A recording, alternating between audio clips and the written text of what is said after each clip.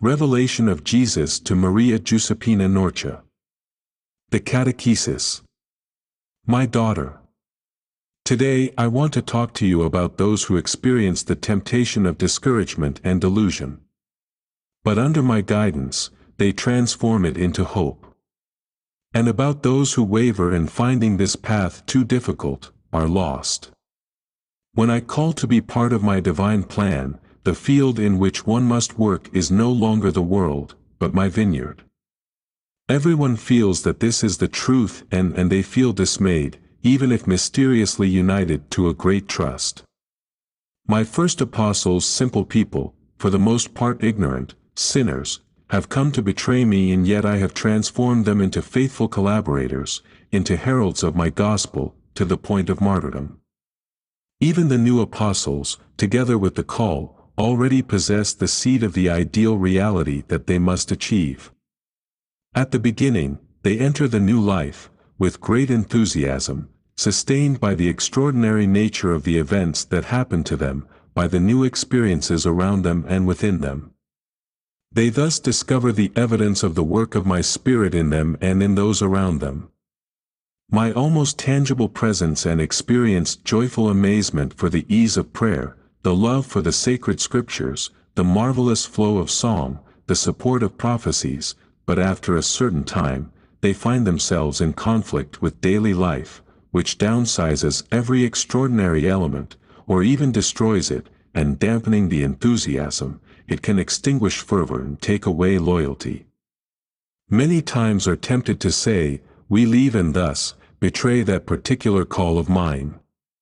Peter at the time of the call had to leave his life as a fisherman, where he succeeded very well and gave him satisfaction and sustenance. He had to leave the family to follow me, who was never still in one place. He had to leave everything that could have prevented him from following me totally. He could not add me to the things he already had, and this was painful for him, but it was easy for him to overcome in the enthusiasm of the new life that I proposed to him. Well, everyone, when they are called, must leave something, some more, some less. If nothing else, they must change the quality of their participation to the divine plan. They must leave peace of mind, to those who come to this holy place only to praise, to be with their brothers and sisters, to pray together, to experience all the gifts of the Spirit, without vigilance, without having to see the mismatches that always exist, and above all without having to take responsibility for it. They must accept to come here no longer to just take, but to give, and to teach to give by their own example. This is not always easy and can be overcome if one is generous. Peter had a more painful trial. I was not as he had imagined me and as he would have wanted. I was too meek, too helpful. I went so far as to wash the feet of my apostles. I welcomed all, Samaritans, women, sinners of all kinds. Well, even the brothers who come to honor my cradle are not exactly as one would expect them to be, but in general, what annoys and bothers others is something that is also inside of them. It is easier to forgive that which is detached. If there is no spirit of dominance, one does not feel discomfort for another trying to prevail, and so if one does not feel feelings of jealousy, one is not touched by the jealousy of others. The relationships between the brothers of the Jerusalem must be different from those who live the life of the world, without jealousies, rivalries, resentments. Otherwise I keep silent, as if I had forgotten to which ideals I had called them. Peter had the greatest trial, the most unbearable, when I accepted to die without being defended, not even by my apostles. It was then that he denied me several times. Well, it happens that many people feel ignored, misunderstood, unheard by me who keep silent, and they feel the experience of their impotence and their falls, and I seem indifferent. After so many charismas given, it seems that I don't help them anymore, and it's as if I choose to die one more time. In reality, they are the ones who have to accept to die to themselves, and the most painful test, that could push them to deny their God. Until they stop measuring things, successes, failures, this is good, this is bad, with the world's yardstick. As long as they make their own plans with the things of God, and as long as they make judgments, as long as they have the pretension to work in my vineyard, without accepting my unfathomable mystery, they risk betraying my person. But in my infinite mercy I make everything turn to the good of those who love me. Nothing can separate them from me, and the trial becomes only a providential passage towards inner liberation, if they accept it in humility, in forgiveness, in love.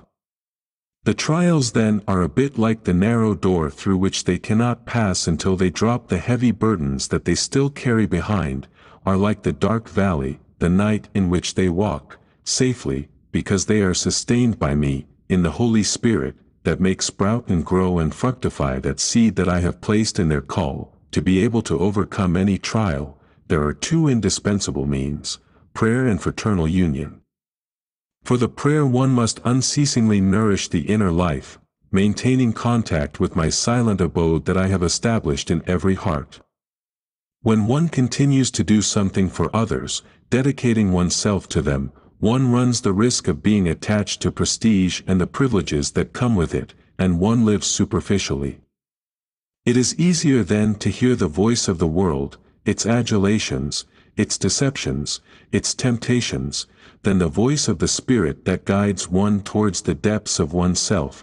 Therefore, the more one becomes a person of responsibility, the more one must become a person of contemplation. Only in unceasing prayer will they be able to welcome into their daily lives the divine mystery that overturns all thoughts, that burns away all illusions and makes burn with hope. Other effective means is union with the brothers and with Mary, my and your mother, key to the mystery of your life and the mystery of my life in you. Consider the experience of Peter and compare it with that of Judas. Both had been called by me, and they had loved me and followed me, and both betrayed me. But Peter stayed with his brothers, praying with them. In the presence of Mary, he was able to cry about his betrayal. He believed in my love and my forgiveness and was saved.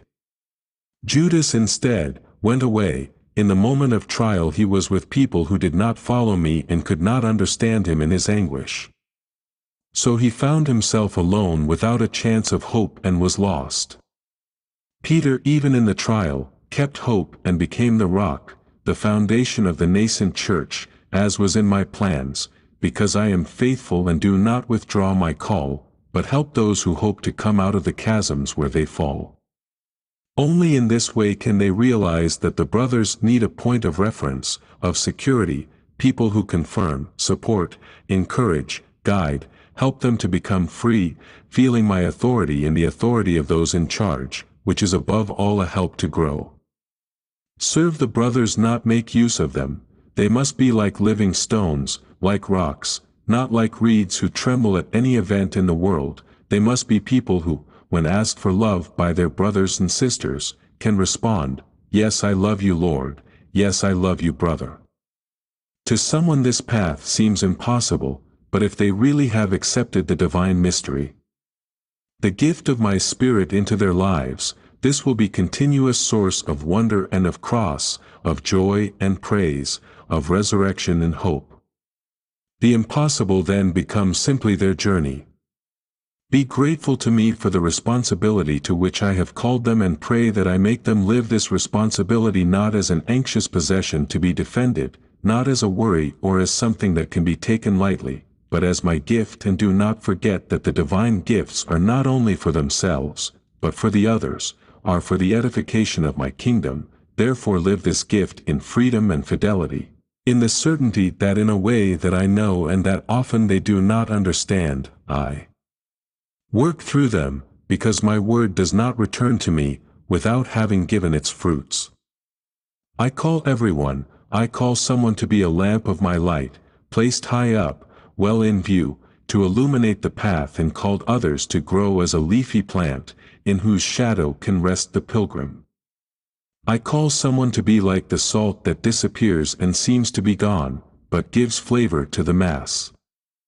And call others to be like yeast, that melts and also disappears, but it gives ferment and makes the mass grow. In whatever case they find themselves, remain humble and joyful, and praise and give thanks, because what counts is my call, that marries their yes and gives fruits and not appearance. I bless you, Jesus.